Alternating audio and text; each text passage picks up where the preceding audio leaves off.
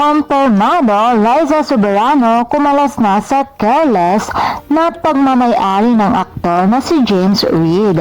Naglabas na nga ng official statement ang careless sa pagkalas ni Liza Soberano at ayon sa kanilang naging statement, July 29, 2024 pa daw umano kumalas si Liza.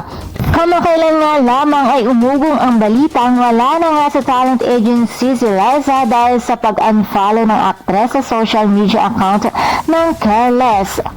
Samantala, busy naman ngayon si Liza na nasa New York ngayon.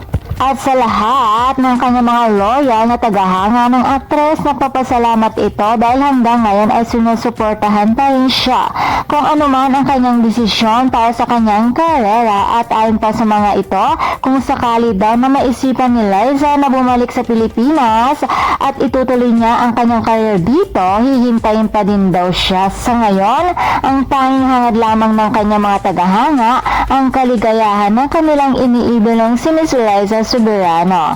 And for more showbiz update, please don't forget to like, share, and subscribe my channel. Thank you for watching.